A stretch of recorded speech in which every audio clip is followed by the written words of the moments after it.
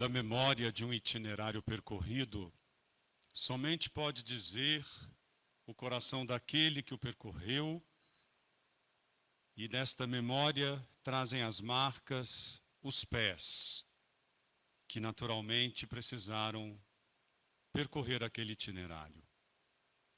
Como qualquer itinerário na vida, é preciso que haja um ponto de partida para que o movimento se instaure. E a partir deste movimento, em busca do que se quer ou se deseja alcançar. Poderíamos dizer que os itinerários sem sentido, sem escopo, sem um horizonte, tampouco poderiam ser chamados de itinerários. Itinerário é somente aquele percurso que visa um fim. Hoje, nós celebramos o jubileu de ouro presbiteral do Padre José Cândido. E, naturalmente, as leituras que nós ouvimos vieram quase que como um dom da providência ao encontro deste preâmbulo que eu acabei de mencionar. A primeira leitura indica o início. A segunda leitura, o percurso deste itinerário. E o Evangelho, o fim, para onde este percurso tende. Na primeira leitura, retirada do livro do profeta Jeremias, nós entendemos a origem do percurso daquele que vive de fé nessa existência. Aquele que vive de fé nesta existência, na verdade se põe a caminho porque escutou um chamado. A sua vida nada mais é do que uma resposta permanente, crescente, construída, rumo à compreensão de um chamado que um dia foi feito. Segundo o profeta Jeremias nos narra, Deus nos chama, nos escolhe, nos elege antes mesmo que vejamos a luz deste mundo. E por um mistério de sua benevolência, o seu chamado ecoa, aguardando a minha e a sua resposta. Recordando Santo Agostinho, o grande teólogo do Ocidente, ele que nos criou sem que nós lhe pedíssemos ou desejássemos, não nos salvará sem que nós o queiramos, sem que nós nos coloquemos à disposição dessa salvação. No mistério do chamado, existe necessariamente um outro mistério, talvez muito mais complexo, porque limitado às condições da nossa vida, que diz respeito à resposta. Se é verdade que o início se coloca a partir de uma resposta naturalmente a ser construída, porque a resposta de fé, a resposta da existência cristã, não é uma resposta imediata. Muitas vezes nos encontramos com pessoas cheias de fervor, até animadas e empolgadas por terem feito uma autêntica experiência de fé. Mas mal sabem elas, ou saberão rapidamente, que o processo da fé é um processo de construção, um processo lento, um processo demorado e necessariamente um processo consciente. Diversamente do nosso corpo, que cresce sem que nós o queiramos, porque nós não podemos dizer para o nosso corpo, cresça mais, cresça menos, agora pode parar de crescer, eu não quero o pé do meu tamanho, eu não quero que as minhas pernas continuem desse tamanho, cresça tanto. Nós não temos este poder de dar esta ordem ao nosso corpo. O nosso corpo, sim, cresce no seu ritmo, na dinâmica genética que o compõe. Mas a dimensão humana, a dimensão espiritual, a dimensão da fé necessita naturalmente da minha acepção, da minha busca de querer crescer. E daí eu me recordo de quando o Padre Cândido, saindo daqui, indo para Belo Horizonte, com 11 anos de idade, sentindo o chamado, começa a construir ali, na consciência de um menino, que não é a consciência que certamente ele alcançou agora, ali na generosidade do seu coração, começou a dar esta resposta. Resposta que talvez já desse de uma forma não tão clara, não tão consciente, naquela busca de menino, de querer entender o sentido dos passos que percorria. Ele mesmo disse certa vez em uma entrevista que esta consciência do que a ida para o seminário significou, ele a teve mais tarde. E claro, porque o menino vai, de alguma forma, empolgado pelo ensejo de algo que o chama, mas ele não tem certeza ainda daquilo que o aguarda. Na segunda leitura, nós nos deparamos com o testemunho de Paulo, o maior dos apóstolos, aquele sem o qual o cristianismo não teria chegado aonde chegou. E uma página maravilhosa retirada da segunda carta dele aos Coríntios. Uma carta tão impregnada da experiência humana, existencial, espiritual e pastoral do apóstolo. A carta que o fez chorar. A carta que revelou para nós as dimensões de um coração apostólico que sofre até as últimas consequências pelo sentido do abraço que o seu ministério apostólico alcançou. De Paulo, eu sempre aprendo cada vez mais, de uma forma reverenciada, que o que conta é o tamanho da missão e aquele que nola concedeu, e não nós.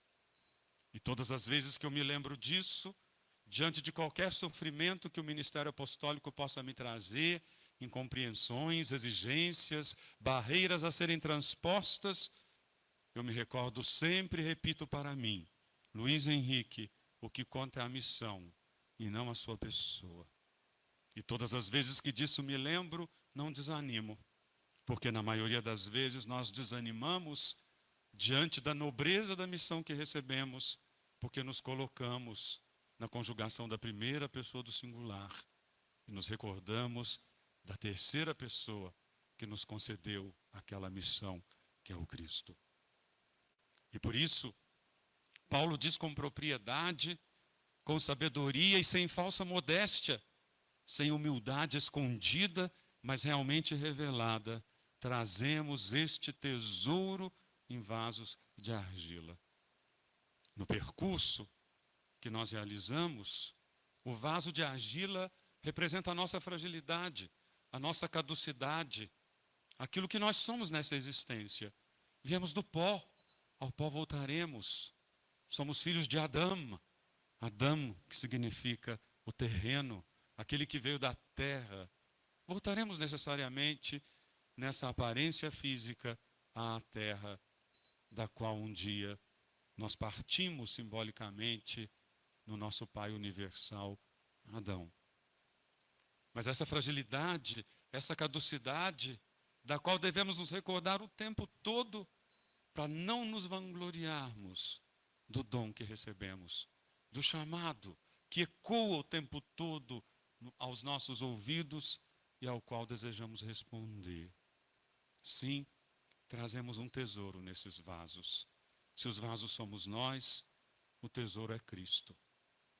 Na vida do presbítero, mais do que nunca, ele faz a experiência deste tesouro que ele traz. Nas frágeis mãos que foram um dia ungidas, consagradas pela unção do Santo Crisma, o presbítero entende que através delas ele abençoa, ele consagra, ele perdoa, ele batiza, ele realiza os vários sacramentos de salvação na vida da igreja. Mas ao mesmo tempo, ele também se coloca em primeiro lugar da fila, quando também ele necessita da bênção, da absolvição, da escuta. No entanto, por agir em persona Christi Capitis, como um outro Cristo, ele tem um dom especial, que lhe foi concedido só por graça, não por mérito, o de fazer às vezes do próprio Cristo.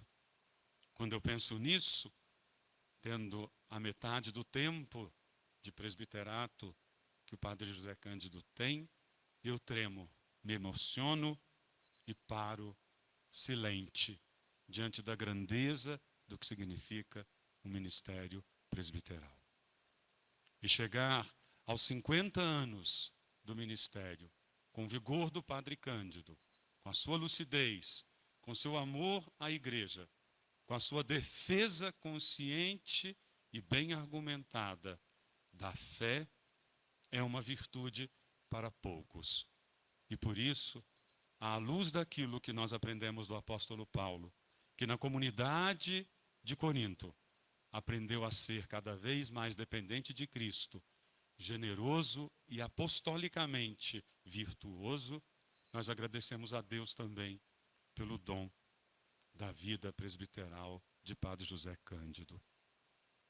Se não bastasse o início, um chamado ao qual a resposta vai sendo construída ao longo de toda uma existência, até quando expiraremos, fechando os olhos para essa vida e, com a graça de Deus, abrindo os olhos para a visão beatífica para a qual nos encaminhamos e a qual desejamos, no processo do que significa essa construção, entendendo que carregamos um tesouro inestimável, valiosíssimo, nesses vasos de argila que somos nós, buscamos um horizonte. E sem esse horizonte, não haveria sentido passar por tudo que passamos.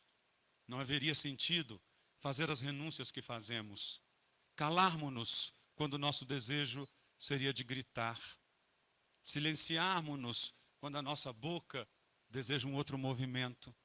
Temos paciência quando tudo ao nosso redor nos incomoda. Alegrarmos-nos e sorrirmos quando dos nossos olhos, ainda que de uma forma escondida, verte-se uma lágrima diante das dificuldades que somente o nosso coração conhece no itinerário da vida. Tudo isso não faria sentido nenhum. Seria simplesmente um sofrimento qualquer, uma renúncia qualquer, se não houvesse um escopo, um horizonte, um fim a ser alcançado. A estatura do bom pastor. É ele, este fim e este horizonte, que dá sentido ao início do caminho e que alimenta as agruras e paradoxos que compõem os passos do percurso. Quando olhamos para ele, o bom pastor, na verdade em grego, o belo pastor, nós então nos damos conta de que em Jesus, aquela origem que Deus tinha no terreno, no Adão, na humanidade originária, esta origem, ela encontra a sua plenitude em Cristo. É maravilhoso isso, porque o grego, na sua página do capítulo 10 do quarto evangelho, traz assim: eu sou o belo pastor. Muitos exegetas, estudiosos da página sacra, se colocam em questionamento por entender por que, se em grego está belo, em português foi traduzido bom, em latim bom, em todas as outras línguas bom, porque entre bondade e beleza, na Sagrada Escritura, na mentalidade semita, não existe uma dicotomia. Para nos recordarmos rapidamente, porque não estamos numa aula ou numa lição, o texto hebraico, ao final de cada dia da criação, nos recorda sempre que tov. E Deus viu que era bom. Mas o grego, da 70, a tradução mais antiga de que temos conhecimento, uma tradução importantíssima, porque foi feita por pessoas que conheciam a mente semita, traz para o mesmo texto que tov, Deus viu que era bom, traz hoti kalon. Deus viu que era belo. Então aí nós nos damos conta de que entre a bondade e a beleza, diante dos olhos de Deus não existe dicotomia, porque o agir segue o ser, como ensinavam os escolásticos. E aí não existe contraposição entre ética e estética, e nem deveria, porque aquilo que nós manifestamos é aquilo que nós somos. E mesmo que escondamos aquilo que nós somos, alguém haverá de ver na manifestação daquilo que nós manifestamos, aquilo que nós somos. Porque o ser precede o agir. Por isso, bondade e beleza no Cristo, o novo Adão, como ensinam os padres da igreja, não existe dicotomia, separação, existe plenitude. Hoje, ao ouvirmos esta palavra, os nossos olhos também aqui nesta igreja, em gratidão pelo testemunho presbiteral do Padre Cândido, se voltam para o Cristo. Razão de ser da nossa vida, razão de ser da vida dele. E mais uma vez, nos colocamos à escuta da sua palavra, da sua voz, do bom e belo pastor, que nos conclama todos mais uma vez a seguirmos seus passos. Tão caro Padre Cândido, neste dia tão importante ao seu coração, de cuja memória somente o Senhor é sabedor, dos passos que percorreram este percurso, daquilo que o Senhor pôde compartilhar com seus amigos, daquilo que o Senhor pôde revelar aos mais próximos e daquilo que o seu coração precisou calar diante de todo o percurso que o Senhor percorreu. Tudo isso hoje se torna, junto com o tesouro que o Senhor carrega, parte dele. Porque também isso que o Senhor construiu ao longo do seu áureo jubileu, isso se agrega à riqueza da graça que o fez ser quem é, que o transformou na pessoa que o Senhor é e na pessoa que o Senhor ainda deseja alcançar antes de atravessar os umbrais deste mundo rumo ao encontro do Pai. Que a sua esperança seja certa, que a sua caridade seja sempre maior e que a fé que animou a sua vida e deu sentido à sua vida continue sendo a âncora que sustenta os seus pés. Amém.